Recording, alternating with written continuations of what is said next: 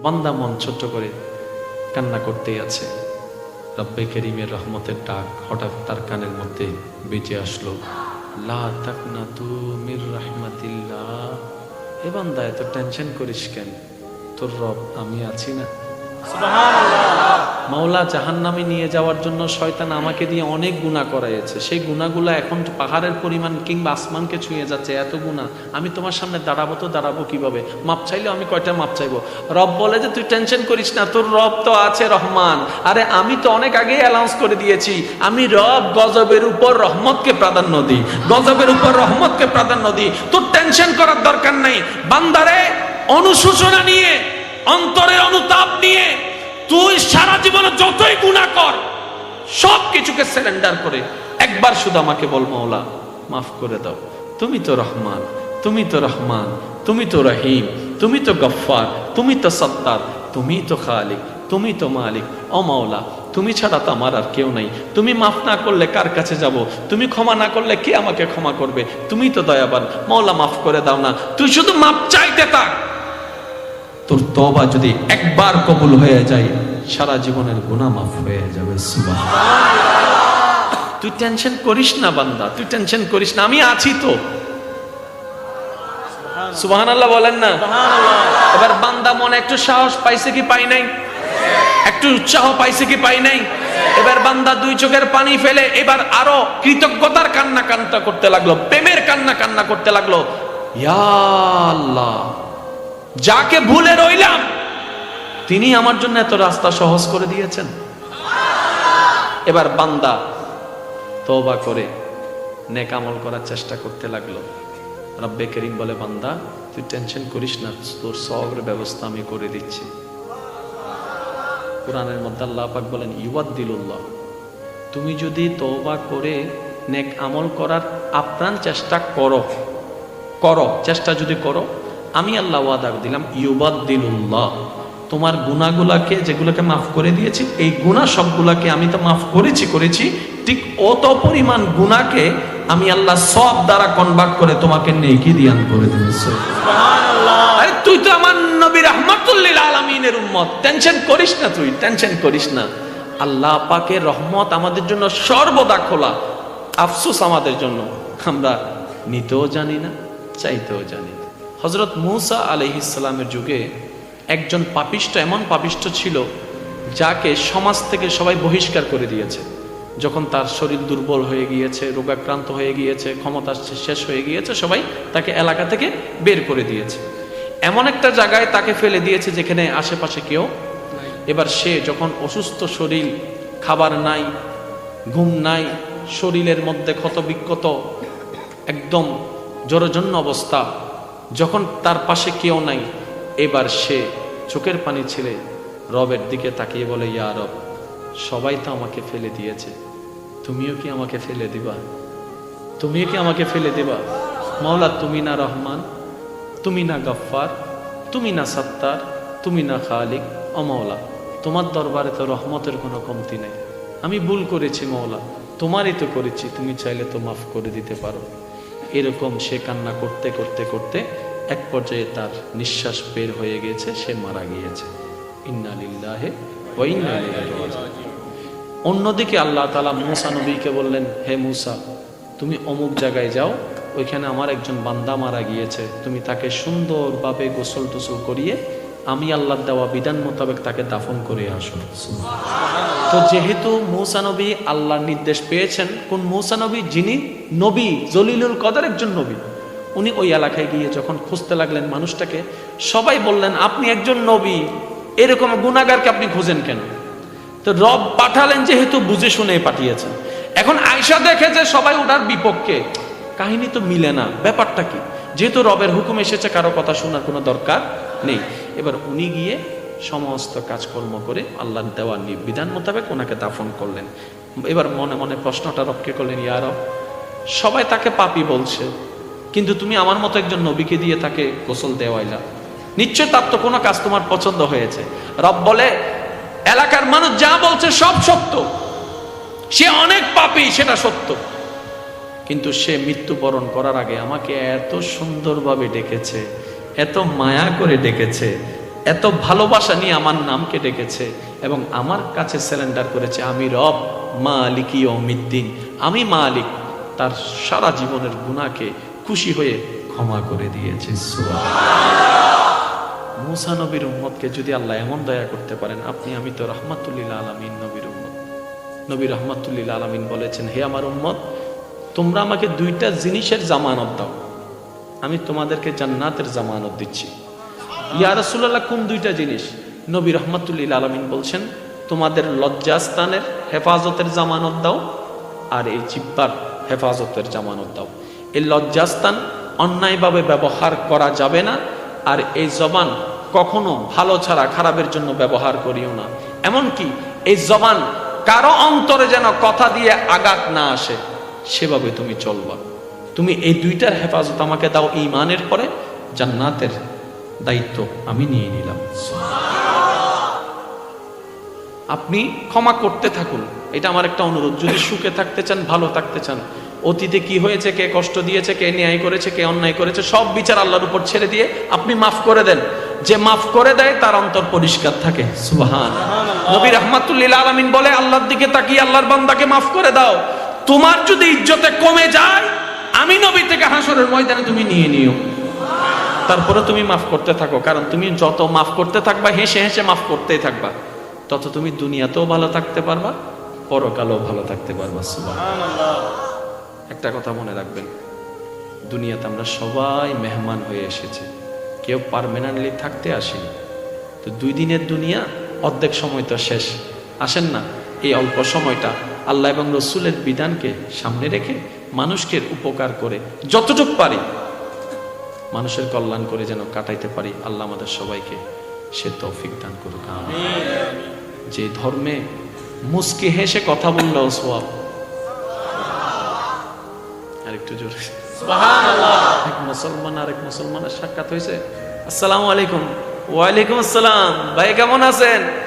তারা শুধু কৌশল বিনিময় করছে, তারা কুশল বিনিময় করছে। আল্লাহ বলছেন, ফেরেশতা সওয়াব লেখো। আরেক ফেরেশতারে বলে, ফেরেশতা মুসাফা করে হাত ছুটার আগে তাদের গুনাহ মাফের ব্যবস্থা করে দাও। তাহলে যে ধর্মে সালাম দিল সওয়াব, দেখা করলো সওয়াব, খবর নিল সওয়াব, খাবার দিল সওয়াব, পানি দিল সওয়াব, এমনকি রাস্তায় হাঁটার পথে এই 3 বাচ্চার মাথায় 2 সেকেন্ড দাঁড়িয়ে হাত বুলে দিয়েছেন, এটা তো সুবহানাল্লাহ। এখানে কমতি বলে কোনো শব্দ নাই। এরপরেও যদি আমরা নিজেকে গোছাতে না পারি, আফসোস করা ছাড়া কিছু উপায় নাই। সেজন্য আমি একটা অনুরোধ, আপনি যতটুকু পারেন আপনার সাধ্য মোতাবেক মানুষের উপকার করার চেষ্টা করবেন। হ্যাঁ, আপনি বলবেন আমার উপকারের দাম পাই না, ভালো ব্যবহারের দাম পাই না, আমি সেবা করলে সেটার দাম পাই না, আমি ভালো করলে আমাকে উল্টা করে। হ্যাঁ, আমি আপনার সব কথা মানলাম, তবে অনুরোধ রাখবো, বিনিময়টা ওই বান্দার থেকে চেয়েন না, ওই বান্দার রব থেকে চান।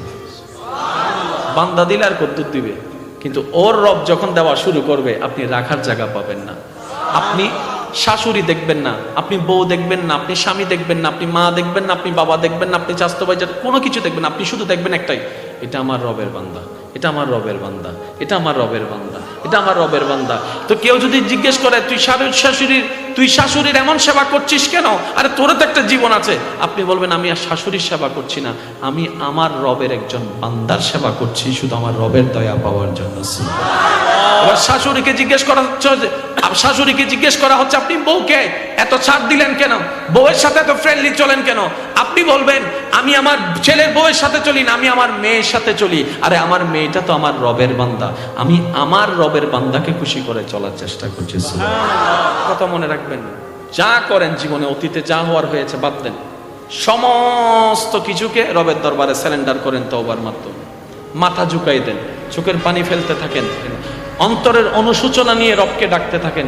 মনে রাখবেন, সবার দরজা বন্ধ হলেও রহমানের দরজা সর্বদা বান্দার জন্য খোলা থাকবে। এখন রাতের কতটা বাজে দেখেন, সব জায়গায় বন্ধ, সব জায়গায়।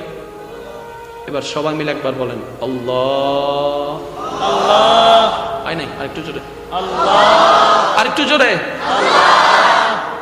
আল্লাহ পাক বলে, ফাজকুরুনি আযকুরুকুম। সুবহানাল্লাহ। 24টা ঘন্টার যে কোনো মুহূর্তে, এমনকি আটলান্টিক মহাসাগরের মাঝখানেও যদি আপনি জাহাজ থেকে পড়েও যান, কেউ নাই, ঠিক তখন আপনি রবকে যদি অন্তর থেকে ডাকতে পারেন, ওইখান থেকে আপনি সাড়া পাবেন। এখানে আমি একটা কথা ক্লিয়ার হওয়ার জন্য বলার চেষ্টা করি উলামায়ে কেরামের দোয়া নিয়ে। আল্লাহ তাআলা বলছেন ফাজকুরুনি আযকুরুকুম, তুমি আমাকে স্মরণ করো, আমিও তোমাকে স্মরণ করব রহমত দিয়ে। এই ক্ষেত্রে আমাদের অনেকের একটা মাইন্ড সেটআপ আছে, আমি আল্লাহর কাছে এটা এটা চেয়েছি, আল্লাহ আমাকে দেন নাই কেন? আমি শ্রদ্ধার সাথে বলে একটু বোঝার চেষ্টা করবেন। আল্লাহ তাআলা স্মরণ করেন সবসময় দিয়ে না, মাঝে মধ্যে না দিয়ে। কিভাবে? হয়তো এমন কোনো জিনিস আমি চাচ্ছি যেটা আমার বিবেক এবং মন বলছে আমার চাওয়া, আমার ভালোবাসা, আমার জন্য ভালো হবে, এটা আমার মন বলছে, কিন্তু আল্লাহ তো ভবিষ্যৎ জানেন। আল্লাহ তাআলা দেখছেন সেটা আমাদের ভবিষ্যতের জন্য খুব জঘন্য হবে, আমাদের ভবিষ্যতের জন্য খুব খারাপ হবে, অশান্তির হবে, তাই আল্লাহ দিচ্ছেন না। আল্লাহ না দিয়ে আমাদেরকে দয়া করেছেন, সুবহানাল্লাহ। তাহলে আল্লাহ দিল আলহামদুলিল্লাহ, না দিল আলহামদুলিল্লাহ। সুখে থাকার একটা ছোট্ট পদ্ধতি মনে রাখবেন, বুঝেন না বুঝেন, পক্ষে হোক বিপক্ষে হোক, মন মতো হোক না হোক, সর্বদা বলবেন আলহামদুলিল্লাহ আলহামদুলিল্লাহ আলহামদুলিল্লাহ।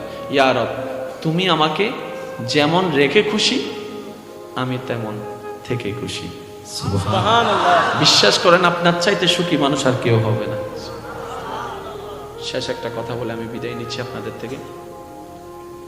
আল্লাহ কখন কার তকদির পরিবর্তন করে দেয় বলা যায় না। সামান্য একটা কাজও হয়ে যেতে পারে আপনার জীবনের জন্য জান্নাত পাওয়ার মাধ্যম। পৃথিবীর অনেক বড় বড় পাপীদেরকে আল্লাহ মাফ করে দিয়েছেন, এমন রেকর্ডও। এবার একটু শুনে, সেজন্য শয়তান এগুলো রাখলো কোথায়? মনে। এবার আপনাকে আমাকে যদি রবের প্রিয় হতেই হয়, নামাজের ইবাদতের মধ্যে স্বাদ আনতেই হয়, ইবাদতের মধ্যে লজ্জত আনতেই হয়, তাহলে মনটাকে পরিষ্কার করতে হবে। আর মনকে পরিষ্কার করতে গেলে এই প্রোডাক্টগুলোকে মন থেকে গেট আউট করে দিতে হবে, এছাড়া দ্বিতীয় কোনো উপায়। এবার বলেন, মনের ভিতর হাত ঢুকাইতে পারবেন? তাহলে একটা কাজ করেন, ওপেন হার্ট সার্জারি করি চলেন। ডাক্তার বোধহয় তুই ফাইলে আর গান গর, কারণ ব্লক হলে না হয় আমি করতে পারি কিছু একটা, রিং টিং বসাই আমি কিছু করতে পারি, কিন্তু তুই যেই সমস্যা নিয়ে এসেছিস এটা আমার পক্ষে সম্ভব, এটা আমার পক্ষে। এবার বান্দা ঠেকায় পড়ে গেল, ইয়া রব, না বুঝে অনেক ভুল করেছি। অনেক দিন পরে মরণের খবর, মনের চিন্তা মাথায় এসেছে, কবরে কিভাবে থাকবো সে ভাবনা মাথায় এসেছে, তোমার সামনে কোন চেহারা নিয়ে দাঁড়াবো সে ভাবনা এসেছে। অনেক গুনাহ করে ফেলেছি মাওলা, শয়তানের ফাঁদে পড়ে। কিভাবে যে তোমার সামনে যাই, অতীতেও ফিরে যেতে পারবো না, যে অতীতে ফিরে গিয়ে পাল্টাই নিব সবকিছু, সেটাও আমার পক্ষে সম্ভব। বান্দা মন ছোট্ট করে কান্না করতেই আছে। রব্বে করিমের রহমতের ডাক হঠাৎ তার কানের মধ্যে বেজে আসলো, লা তাকনাতু মির রাহমাতিল্লাহ।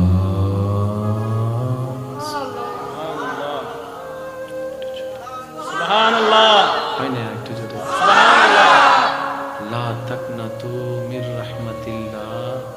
এ বান্দা এত টেনশন করিস কেন, তোর রব আমি আছি না। সুবহানাল্লাহ। মাওলা জাহান্নামে নিয়ে যাওয়ার জন্য শয়তান আমাকে দিয়ে অনেক গুনাহ করাইছে, সেই গুনাহগুলো এখন পাহাড়ের পরিমাণ কিংবা আসমানকে ছুঁয়ে যাচ্ছে, এত গুনাহ। আমি তোমার সামনে দাঁড়াবো তো দাঁড়াবো কিভাবে? মাপ চাইলে আমি কয়টা মাপ চাইবো? রব বলে যে তুই টেনশন করিস না, তোর রব তো আছে রহমান। আরে আমি তো অনেক আগেই অ্যানাউন্স করে দিয়েছি, আমি রব গজবের উপর রহমতকে প্রাধান্য দিই, গজবের উপর রহমতকে প্রাধান্য দিই। তোর টেনশন করার দরকার নাই বান্দারে। অনুশোচনা নিয়ে, অন্তরের অনুতাপ নিয়ে তুই সারা জীবনে যতই গুনাহ কর, সব কিছুকে সারেন্ডার করে একবার শুধু আমাকে বল, মাওলা মাফ করে দাও। তুমি তো রহমান, তুমি তো রহমান, তুমি তো রহিম, তুমি তো গফফার, তুমি তো সত্তার, তুমি তো খালিক, তুমি তো মালিক। ও মাওলা, তুমি ছাড়া তো আমার আর কেউ নাই। তুমি মাফ না করলে কার কাছে যাব? তুমি ক্ষমা না করলে কে আমাকে ক্ষমা করবে? তুমি তো দয়াবান। মাওলা মাফ করে দাও না। তুই শুধু মাফ চাইতে থাক। তোর তওবা যদি একবার কবুল হয়ে যায়, সারা জীবনের গুনাহ মাফ হয়ে যাবে। সুবহানাল্লাহ। তুই টেনশন করিস না বান্দা, তুই টেনশন করিস না, আমি আছি তো।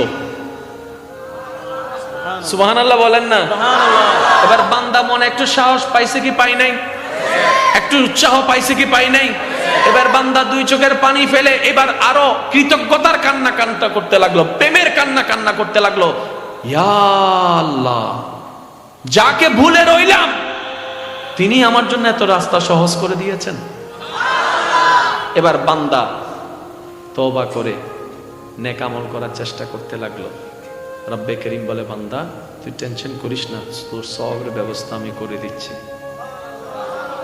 কোরআনের মধ্যে আল্লাহ পাক বলেন, ইউয়াদ্দিলুল্লাহ, তুমি যদি তওবা করে নেক আমল করার আপ্রাণ চেষ্টা করো, চেষ্টা যদি করো, আমি আল্লাহ ওয়াদা দিলাম, ইউবাদ্দিলুল্লাহ, তোমার গুনাহগুলোকে যেগুলোকে মাফ করে দিয়েছি, এই গুনাহ সবগুলোকে আমি তো মাফ করেছি, ঠিক অত পরিমাণ গুনাহকে আমি আল্লাহ সওয়াব দ্বারা কনভার্ট করে তোমাকে নেকি দিয়ান করে দিয়েছি। সুবহানাল্লাহ। আরে তুই তো আমার নবী রাহমাতুল লিল আলামিনের উম্মত, টেনশন করিস না, তুই টেনশন করিস না।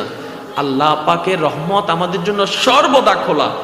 আফসোস আমাদের জন্য, আমরা নিতেও জানি না, চাইতেও জানি না। এবার বলেন সত্যি করে, জীবনে আমাদের যত দুঃখ কষ্ট এসেছে আল্লাহ দিয়েছে নাকি আমাদের দোষে? আমি সবার মুখে একটু শুনতে চাই, আরো জোরে বলেন না। একটা কথা মনে রাখবেন, যা করেন জীবনে, অতীতে যা হওয়ার হয়েছে বাদ দেন, সমস্ত কিছুকে রবের দরবারে স্যালেন্ডার করেন তওবার মাধ্যমে। মাথা ঝুঁকাই দেন, চোখের পানি ফেলতে থাকেন, মন্তরের অনুশোচনা নিয়ে রবকে ডাকতে থাকেন, অন্তরের অনুশোচনা নিয়ে রবকে ডাকতে থাকেন। মনে রাখবেন, সবার দরজা বন্ধ হলেও রহমানের দরজা সর্বদা বান্দার জন্য খোলা থাকবে। এখন রাতের কতটা বাজে দেখেন, সব জায়গায় বন্ধ, সব জায়গায়।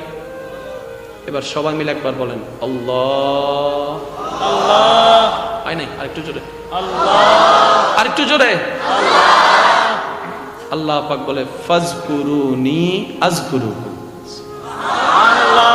24টা ঘন্টার যে কোনো মুহূর্তে, এমনকি আটলান্টিক মহাসাগরের মাঝখানেও যদি আপনি জাহাজ থেকে পড়েও যান, কেউ নাই, ঠিক তখন আপনি রবকে যদি অন্তর থেকে ডাকতে পারেন, ওইখান থেকে আপনি সাড়া পাবেন।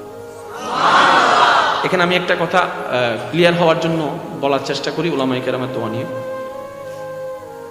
আল্লাহ তাআলা বলছেন, ফাজকুরুনি আযকুরুকুম, তুমি আমাকে স্মরণ করো, আমিও তোমাকে স্মরণ করব রহমত দিয়ে। এই ক্ষেত্রে আমাদের অনেকের একটা মাইন্ড সেটআপ আছে, আমি আল্লাহর কাছে এটা চেয়েছি, আল্লাহ আমাকে দেন নাই কেন? আমি শ্রদ্ধার সাথে বলে একটু বোঝার চেষ্টা করবেন। আল্লাহ তাআলা স্মরণ করেন সবসময় দিয়ে না, মাঝে মধ্যে না দিয়ে। কিভাবে? হয়তো এমন কোনো জিনিস আমি চাচ্ছি যেটা আমার বিবেক এবং মন বলছে আমার চাওয়া, আমার ভালোবাসা, আমার জন্য ভালো হবে, এটা আমার মন বলছে, কিন্তু আল্লাহ তো ভবিষ্যৎ জানেন। আল্লাহ তাআলা দেখছেন সেটা আমাদের ভবিষ্যতের জন্য খুব জঘন্য হবে, আমাদের ভবিষ্যতের জন্য খুব খারাপ হবে, অশান্তির হবে, তাই আল্লাহ দিচ্ছেন না। আল্লাহ না দিয়ে আমাদেরকে দয়া করেছেন। সুবহানাল্লাহ। তাহলে আল্লাহ দিল আলহামদুলিল্লাহ, না দিল আলহামদুলিল্লাহ। সুখে থাকার একটা ছোট্ট পদ্ধতি মনে রাখবেন, বুঝেন না বুঝেন, পক্ষে হোক বিপক্ষে হোক, মন মতো হোক না হোক, সর্বদা বলবেন আলহামদুলিল্লাহ আলহামদুলিল্লাহ আলহামদুলিল্লাহ। ইয়া রব, তুমি আমাকে যেমন রেখে খুশি, আমি তেমন থেকে খুশি। সুবহানাল্লাহ। বিশ্বাস করেন, আপনার চাইতে সুখী মানুষ আর কেউ হবে না। শেষ একটা কথা বলে আমি বিদায় নিচ্ছি আপনাদের থেকে। আল্লাহ কখন কার তকদির পরিবর্তন করে দেয় বলা যায় না। সামান্য একটা কাজও হয়ে যেতে পারে আপনার জীবনের জন্য জান্নাত পাওয়ার মাধ্যম। পৃথিবীর অনেক বড় বড় পাপীদেরকে আল্লাহ মাফ করে দিয়েছেন, এমন রেকর্ডও। এবার একটু শুনে, হযরত মূসা আলাইহিস সালামের যুগে একজন পাপিষ্ঠ, এমন পাপিষ্ঠ ছিল যাকে সমাজ থেকে সবাই বহিষ্কার করে দিয়েছে। যখন তার শরীর দুর্বল হয়ে গিয়েছে, রোগাক্রান্ত হয়ে গিয়েছে, ক্ষমতা শেষ হয়ে গিয়েছে, সবাই তাকে এলাকা থেকে বের করে দিয়েছে। এমন একটা জায়গায় তাকে ফেলে দিয়েছে যেখানে আশেপাশে কেউ। এবার সে যখন অসুস্থ শরীর, খাবার নাই, ঘুম নাই, শরীরের মধ্যে ক্ষত বিক্ষত, একদম জরাজীর্ণ অবস্থা, যখন তার পাশে কেউ নাই, এবার সে চোখের পানি ছেড়ে রবের দিকে তাকিয়ে বলে, ইয়া রব, সবাই তো আমাকে ফেলে দিয়েছে, তুমিও কি আমাকে ফেলে দিবা? তুমিও কি আমাকে ফেলে দিবা? মাওলা, তুমি না রহমান, তুমি না গফফার, তুমি না সত্তার, তুমি না খালিক, ও মাওলা, তোমার দরবারে তো রহমতের কোনো কমতি নেই, আমি ভুল করেছি মওলা, তোমারই তো করেছি, তুমি চাইলে তো মাফ করে দিতে পারো। এরকম সে কান্না করতে করতে করতে এক পর্যায়ে তার নিঃশ্বাস বের হয়ে গেছে, সে মারা গিয়েছে। ইন্না লিল্লাহি ওয়া ইন্না ইলাইহি রাজিউন। অন্যদিকে আল্লাহ তাআলা মূসা নবীকে বললেন, হে মূসা, তুমি অমুক জায়গায় যাও, ওইখানে আমার একজন বান্দা মারা গিয়েছে, তুমি তাকে সুন্দরভাবে গোসল টোসল করিয়ে আমি আল্লাহর দেওয়া বিধান মোতাবেক তাকে দাফন করে আসো। তো যেহেতু মূসা নবী আল্লাহর নির্দেশ পেয়েছেন, কোন মূসা নবী? যিনি নবী, জলিলুল কদর একজন নবী। উনি ওই এলাকায় গিয়ে যখন খুঁজতে লাগলেন মানুষটাকে, সবাই বললেন আপনি একজন নবী, এরকম গুনাহগারকে আপনি খুঁজেন কেন? তো রব পাঠালেন, যেহেতু বুঝে শুনে পাঠিয়েছেন। এখন আয়েশা দেখে যে সবাই ওনার বিপক্ষে, কাহিনী তো মিলে না, ব্যাপারটা কি? যেহেতু রবের হুকুম এসেছে, কারো কথা শোনার কোনো দরকার নেই। এবার উনি গিয়ে সমস্ত কাজকর্ম করে আল্লাহর দেওয়ার বিধান মোতাবেক ওনাকে দাফন করলেন। এবার মনে মনে প্রশ্নটা রবকে করলেন, ইয়া রব, সবাই তাকে পাপী বলছে, কিন্তু তুমি আমার মতো একজন নবীকে দিয়ে তাকে গোসল দেওয়াইলা, নিশ্চয় তার তো কোনো কাজ তোমার পছন্দ হয়েছে। রব বলে, এলাকার মানুষ যা বলছে সব সত্য, সে অনেক পাপী, সেটা সত্য, কিন্তু সে মৃত্যুবরণ করার আগে আমাকে এত সুন্দরভাবে ডেকেছে, এত মায়া করে ডেকেছে, এত ভালোবাসা নিয়ে আমার নামকে ডেকেছে এবং আমার কাছে সারেন্ডার করেছে, আমি রব মালিক ইয়াউমিদ্দিন, আমি মালিক, তার সারা জীবনের গুনাহকে খুশি হয়ে ক্ষমা করে দিয়েছে। মূসা নবীর উম্মতকে যদি আল্লাহ এমন দয়া করতে পারেন, আপনি আমি তো রাহমাতুল লিল আলামিন নবীর উম্মত। নবী রাহমাতুল লিল আলামিন বলেছেন, হে আমার উম্মত, তোমরা আমাকে দুইটা জিনিসের জামানত দাও, আমি তোমাদেরকে জান্নাতের জামানত দিচ্ছি। ইয়া রাসূলুল্লাহ, কোন দুইটা জিনিস? নবী রাহমাতুল লিল আলামিন বলছেন, তোমাদের লজ্জাস্থানের হেফাজতের জামানত দাও, আর এই জিহ্বার হেফাজতের জামানত দাও। এই লজ্জাস্থান অন্যায়ভাবে ব্যবহার করা যাবে না, আর এই জবান কখনো ভালো ছাড়া খারাপের জন্য ব্যবহার করিও না। এমনকি এই জবান কারো অন্তরে যেন কথা দিয়ে আঘাত না আসে, সেভাবে তুমি চলবা। তুমি এই দুইটার হেফাজত আমাকে দাও, ঈমানের পরে জান্নাতের দায়িত্ব আমি নিয়ে নিলাম। আপনি ক্ষমা করতে থাকুন, এটা আমার একটা অনুরোধ। যদি সুখে থাকতে চান, ভালো থাকতে চান, অতীতে কি হয়েছে, কে কষ্ট দিয়েছে, কে ন্যায় করেছে, কে অন্যায় করেছে, সব বিচার আল্লাহর উপর ছেড়ে দিয়ে আপনি মাফ করে দেন। যে মাফ করে দেয় তার অন্তর পরিষ্কার থাকে। সুবহানাল্লাহ। নবী রাহমাতুল লিল আলামিন বলে, আল্লাহর দিকে তাকিয়ে আল্লাহর বান্দাকে মাফ করে দাও। তোমার যদি ইজ্জতে কমে যায়, আমি নবী থেকে হাসরের ময়দানে তুমি নিয়ে নিও, তারপরে তুমি মাফ করতে থাকো। কারণ তুমি যত মাফ করতে থাকবা, হেসে হেসে মাফ করতেই থাকবা, তত তুমি দুনিয়াতেও ভালো থাকতে পারবা, পরকালেও ভালো থাকতে পারবা। সুবহানাল্লাহ। একটা কথা মনে রাখবেন, দুনিয়াতে আমরা সবাই মেহমান হয়ে এসেছি, কেউ পার্মানেন্টলি থাকতে আসেনি। তো 2 দিনের দুনিয়া, অর্ধেক সময় তো শেষ। আসেন না, এই অল্প সময়টা আল্লাহ এবং রসুলের বিধানকে সামনে রেখে মানুষকে উপকার করে যতটুকু পারি মানুষের কল্যাণ করে যেন কাটাইতে পারি। আল্লাহ আমাদের সবাইকে সে তৌফিক দান করুক। যে ধর্মে মুস্কি হেসে কথা বললেও সওয়াব, আরেকটু জোরে সুবহানাল্লাহ। এক মুসলমান আরেক মুসলমানের সাক্ষাৎ হয়েছে, আসসালামু আলাইকুম। ওয়ালাইকুম আসসালাম, ভাই কেমন আছেন? তারা শুধু কৌশল বিনিময় করছে, তারা কুশল বিনিময় করছে। আল্লাহ বলছেন, ফেরেশতা সওয়াব লেখো। আরেক ফেরেশতারে বলে, ফেরেশতা মুসাফা করে হাত ছুটার আগে তাদের গুনাহ মাফের ব্যবস্থা করে দাও।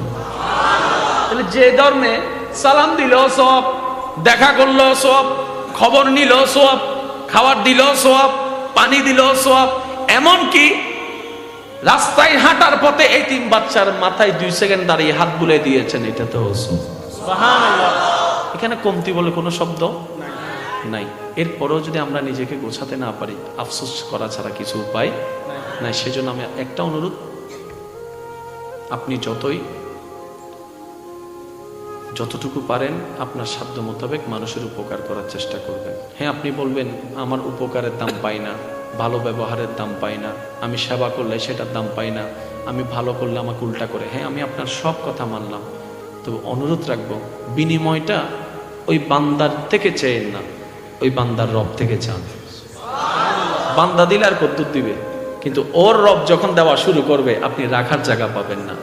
আপনি শাশুড়ি দেখবেন না, আপনি বউ দেখবেন না, আপনি স্বামী দেখবেন না, আপনি মা দেখবেন না, আপনি বাবা দেখবেন না, আপনি চাচাতো ভাই, কোনো কিছু দেখবেন না, আপনি শুধু দেখবেন একটাই, এটা আমার রবের বান্দা, এটা আমার রবের বান্দা, এটা আমার রবের বান্দা, এটা আমার রবের বান্দা।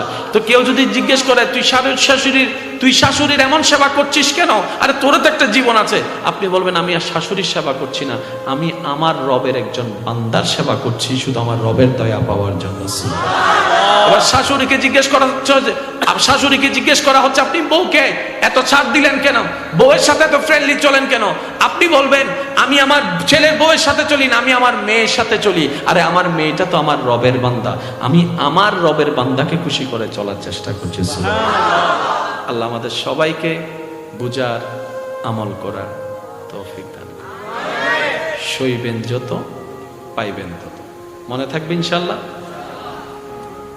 একটা দাওয়াত আসছে পূর্ব কচুখাইন যুব সেনানী সংঘের ব্যবস্থাপনায় আগামী 19শে নভেম্বর পূর্ব কচুখাইন জামে মসজিদ মোহাম্মদিয়া দরবার শরীফ প্রাঙ্গণে, ওখানে মেহমানে আলা থাকবেন রৌনকে আহলে সুন্নাত আল্লামা আবু সুফিয়ান খান আবিদি আল কাদেরি সাহেব, আর প্রধান বক্তা থাকবেন আমার ভাই রৌনকে আহলে সুন্নাত শাইখ ডাক্তার সাইফুল আজম বাবর আল আজহারি সাহেব, আরও অনেকেই থাকবেন 19শে নভেম্বর পূর্ব কচুখাইন জামে মসজিদে।